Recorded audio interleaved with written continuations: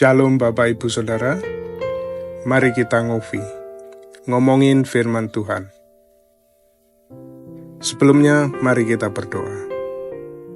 Tuhan, kami akan ngobrol tentang firman-Mu. Bimbing kami ya Roh Kudus, agar kami bukan saja ngobrol tentang firman-Mu, tetapi kami menjadi pelaku yang setia. Dalam nama Yesus, firman yang hidup, kami berdoa. Amin. Hari ini renungan kita berjudul Uang sebagai alat, bukan tujuan. Matius 6 ayat 24 mengatakan, kamu tidak dapat mengabdi kepada Allah dan kepada Mammon. Saudaraku, beberapa pandangan tentang uang di dalam Alkitab akan kita bahas hari ini. Dan yang pertama, uang sebagai alat, bukan tujuan. Alkitab mengajarkan bahwa uang memang dibutuhkan sebagai alat tukar, tetapi tidak boleh menjadi tujuan hidup atau pengganti Tuhan dalam hati kita.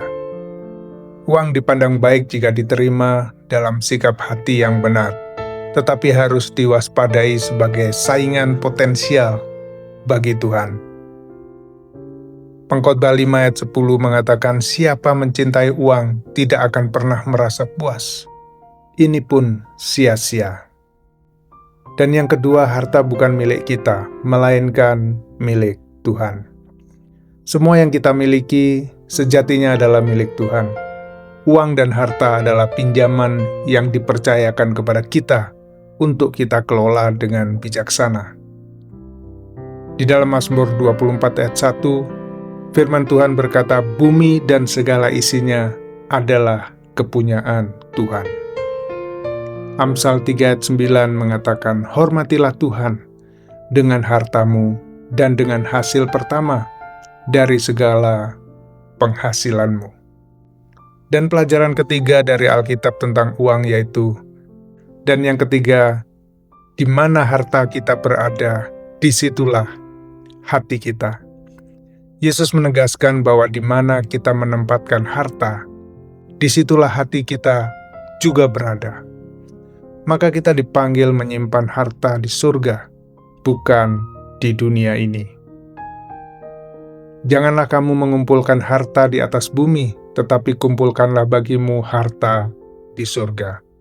Matius 6 ayat 19-20. Karena di mana hartamu berada, di situ juga hatimu berada. Mazmur 6 ayat 21. Pelajaran yang keempat, yaitu uang dan Tuhan tidak bisa digabung. Melayani Tuhan berarti menomorsatukan kasih, bukan mengejar kekayaan.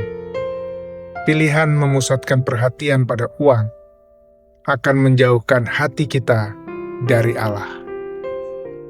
Seorang tidak dapat mengabdi kepada dua tuan.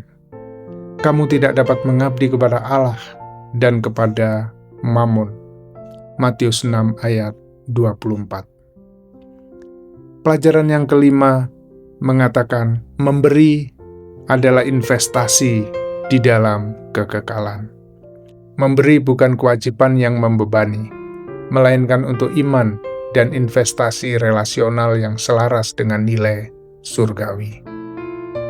Dengan memberi, kamu sedang menabung untuk kekekalan. Matius 6 ayat 19-21. Konsep ini diutarakan ulang sebagai investasi di dalam kekekalan. Lebih berbahagia memberi daripada menerima. Kisah Para Rasul 20 ayat 35. Dan jangan lupa berbuat baik dan berbagi. Ibrani 13 ayat 16. Pelajaran yang keenam adalah bijaksana, jujur, dan rajin bekerja. Uang juga mencerminkan karakter. Kejujuran dalam memperoleh, kerajinan dalam bekerja, dan kemurahan dalam berbagi. Hai pemalas, jika seseorang tidak mau bekerja, janganlah ia makan.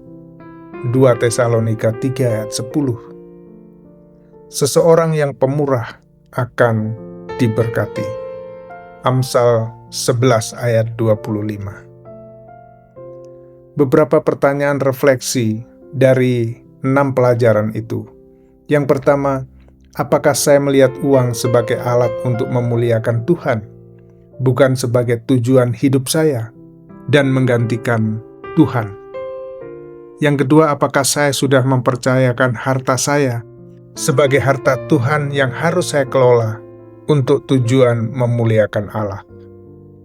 Yang ketiga, apakah saya lebih menaruh kekayaan di dalam hidup ini atau di hadapan Allah melalui pemberian dan pelayanan? Mari kita berdoa.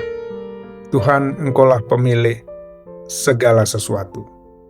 Ajarlah hati kami untuk melihat uang sebagai alat, bukan tuan yang layak kami layani. Berikanlah kami hikmat dan perencanaan, kemurahan untuk memberi, dan kepercayaan penuh kepadamu dalam setiap kebutuhan kami. Tolong kami untuk menabung harta di surga dengan menyerahkan apa yang Kau percayakan kepada kami bagi kemuliaan-Mu dan kebaikan sesama. Dalam nama Tuhan Yesus kami berdoa. Amin.